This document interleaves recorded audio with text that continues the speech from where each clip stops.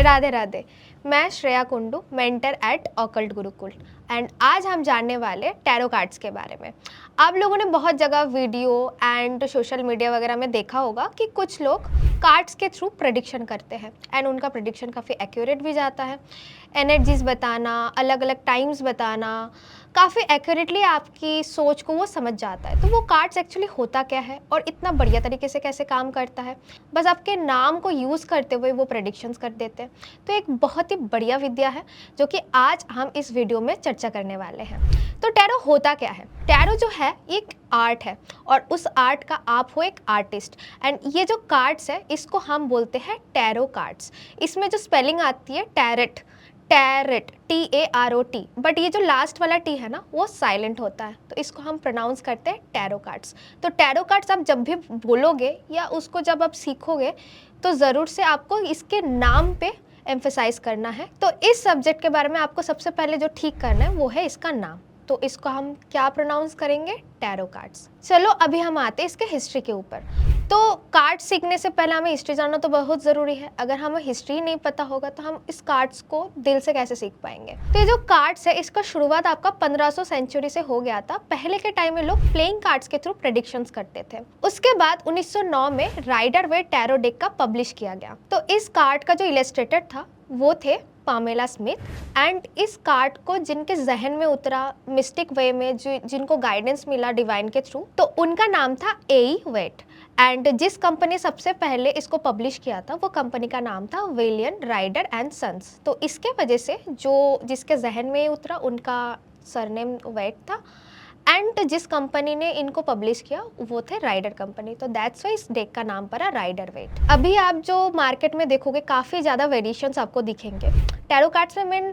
हम बोले तो प्रेडिक्टिव टूल में हम 3 अभी जनरल जो होती है काफ़ी लीडिंग स्टेट में हम बोल सकते हैं। एक तो है जो हमारा प्राचीन, आप बोल सकते हो mother of all cards, this Rider Waite tarot deck, and उसके बाद सारे रेफरेंस में आए जिसमें से एक बहुत फेमस है वो है ओशो जिन। एंड उसके बाद जितने भी आप कार्ड्स देखोगे अलग अलग गाइडेंस बेस, वो सारे ऑरिकल्स कार्ड्स हैं। तो बेसिकली हम तीनों कार्ड्स को कंबाइन करके बहुत रीडर्स प्रेडिक्शंस करते हैं, बट जो इसका मदर है कार्ड्स का वो है आपका Rider Waite tarot deck. Okay, अब इस कार्ड में क्या होता है, इस कार्ड्स में अलग अलग चीज़ों का एक्सप्लेनेशंस होते हैं। तो ये कार्ड जब क्रिएट हुआ था उस टाइम उस कार्ड में काफ़ी सारे चीज़ों को एक्सप्लेन किया गया। लाइक उस कार्ड्स में अलग अलग एलिमेंट्स हैं, नंबर्स है, कलर्स है, एंड जिनका बहुत अलग अलग डिटेल में मतलब है, जिसके थ्रू ही जो रीडर्स होते हैं वो प्रेडिक्शंस करते हैं। 1966 में ये पब्लिक डोमेन में आया। सबसे पहले ये कार्ड को पब्लिश किया गया था राइडर कंपनी के द्वारा। उसके बाद 1971 के बाद से अभी तक कॉपीराइट मिला हुआ है यूएस गेम्स एंड इंक को। तो ये जो कंपनी है ये authentic Rider Waite tarot deck का प्रोडक्शन करते हैं। इसमें वो लोग अलग अलग कार्ड्स के वेरिएशन भी करते हैं, बट जो authentic elements, colours and look आपको दिखेगा वो यही कंपनी के द्वारा होता है। थोड़ा बहुत अगर चेंजेस हुआ भी है तो ऑथेंटिसिटी वो मेंटेन करके चलते हैं। कुछ कुछ कार्ड्स उनके अलग भी दिखेंगे, लेकिन जो ऑथेंटिक कार्ड उस टाइम बनाया गया था उस कार्ड का भी वेरिएशन इनके पास होता है। तो अभी तक हमने इसके हिस्ट्री के बारे में पढ़ा, और हिस्ट्री के बारे में पढ़ने के बाद हमें समझ आया कि ये एक वेस्टर्न कल्चर से हमारे इंडिया तक आया है। बट ये इतना ऑथेंटिकली क्यों हम यूज़ करते हैं या फिर इसका ट्रेंड ऐसा अभी क्यों चल रहा है, इसके बारे में हम थोड़ा जानेंगे।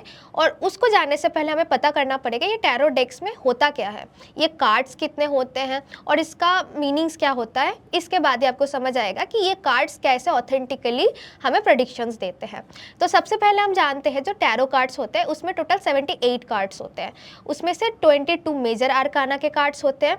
जो मेजर आर्काना के कार्ड्स होते हैं वो हमको life lessons, big karmic events and spiritual messages like fool cards होते हैं, मैजिशियन कार्ड्स होते हैं, हाई प्रिस्टेस, ऐसे करके टोटल 22 कार्ड्स होते हैं।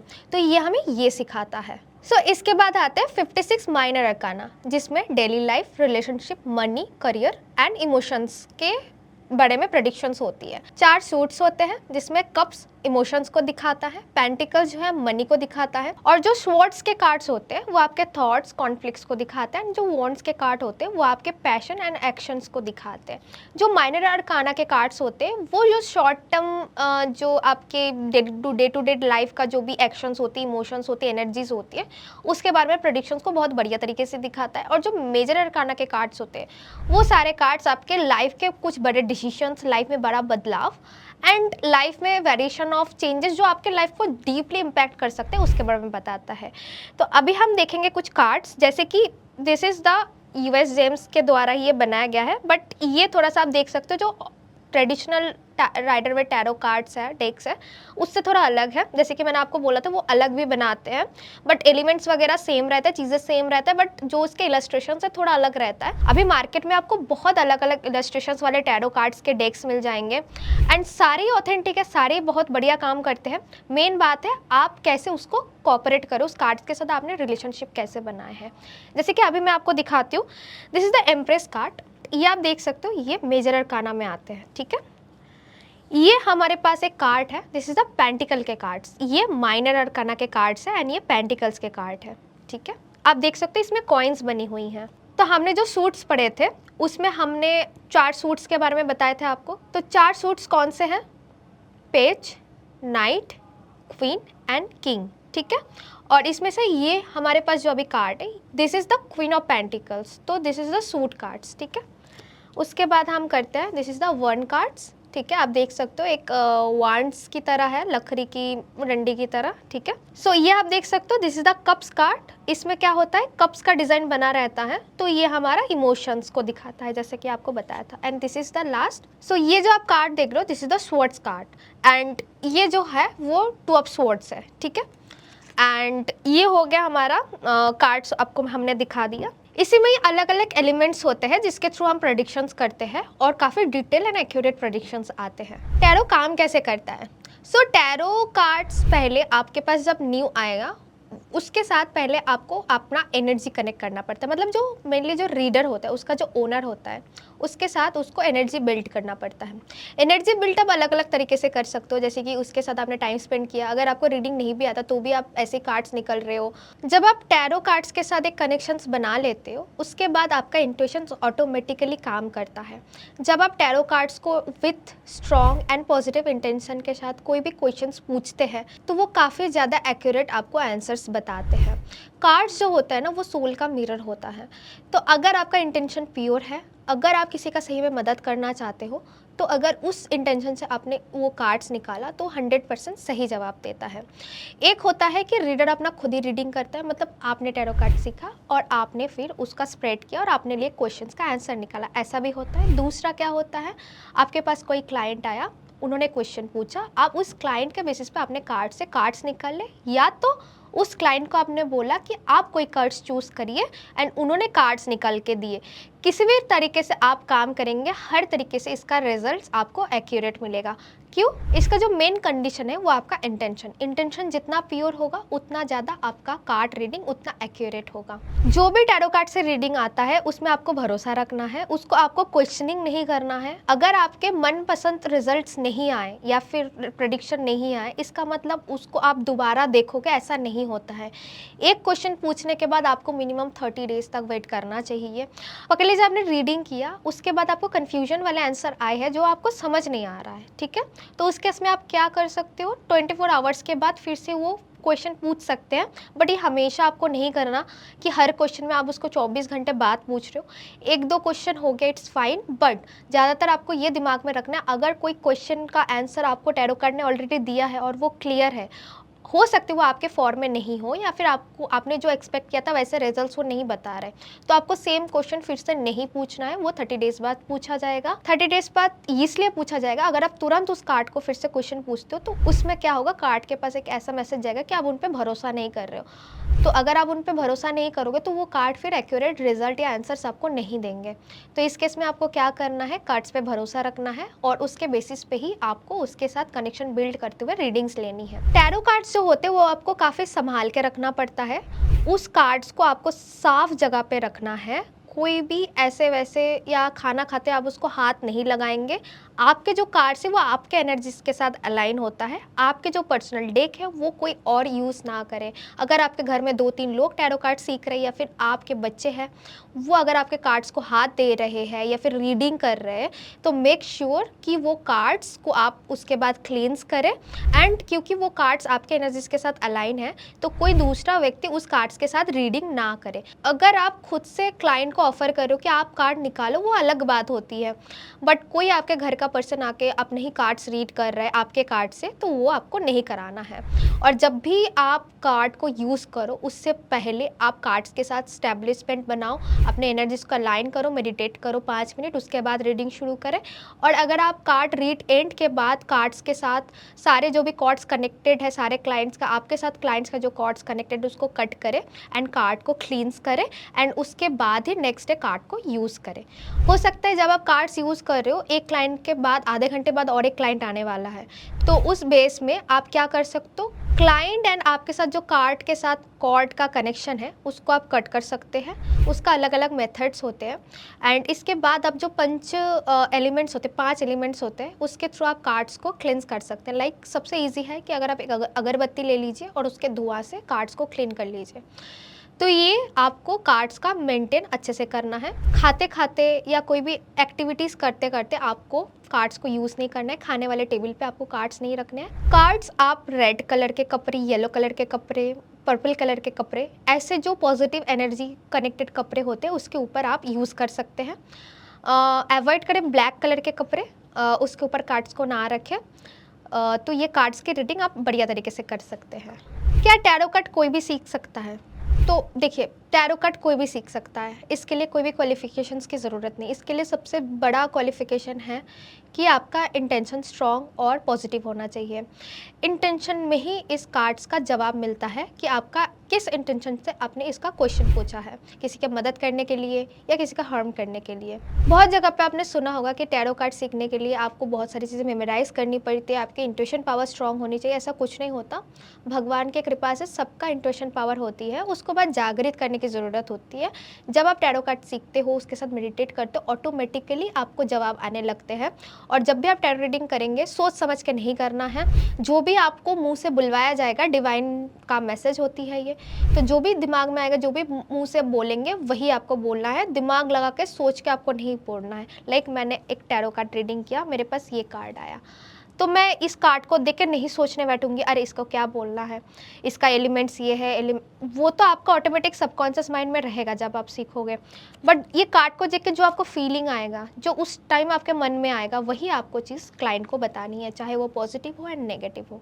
अभी हम आते हैं, अगर आप टैरो कार्ड सीख रहे हो तो बिगिनर्स, एज अ बिगिनर्स आपको क्या करना चाहिए।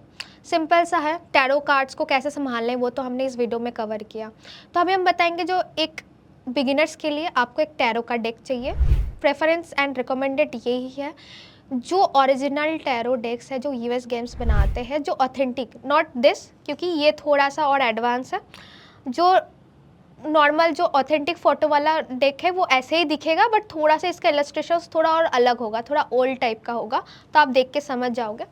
तो टैरो का डेक आपको एक चाहिए, एक जर्नल चाहिए कि आप उस टाइम क्या इंट्यूटिवली आपको मैसेजेस आए वो लिख लिया, या फिर जर्नलिंग करोगे तो आपके साथ कार्ड्स का और कनेक्शन बढ़ता रहेगा कि इस कार्ड से हो सकता है कि मेरे को एक फीलिंग आ रही है, आपको एक फीलिंग आ सकती है। मैसेजेस सेम ही रहेगा, बट बोलने का तरीका, समझाने का तरीका अलग हो सकता है। एक शांत जगह चाहिए जहाँ पे कोई आपको डिस्टर्ब ना करे।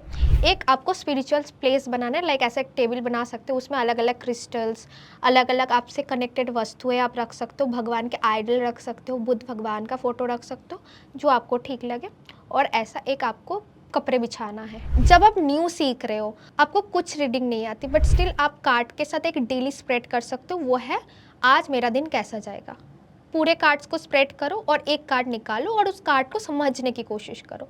धीरे धीरे धीरे धीरे इस कार्ड्स के साथ आपका बिल्डअप होता रहेगा, इंट्यूशन पावर स्ट्रांग होती रहेगी एंड कार्ड्स के साथ जो भी आप प्रेडिक्शन करोगे वो सही होता रहेगा। अभी हम आ जाते हैं मिथ्स के ऊपर। टैरो कार्ड को लेकर दुनिया में, इंडिया में, हर जगह पे इंटरनेट पे काफ़ी ज़्यादा मिथ्स हैं, ठीक है। जैसे कि टैरो कार्ड्स को ब्लैक मैजिक के साथ कनेक्ट किया जाता है, विच क्राफ्ट के साथ कनेक्ट किया जाता है, नेगेटिव स्पिरिट से कनेक्ट किया जाता है कि हम टैरो कार्ड्स स्प्रेड करके, टैरो कार्ड रीडिंग करके नेगेटिव स्पिरिट को बुलाते हैं, ठीक है।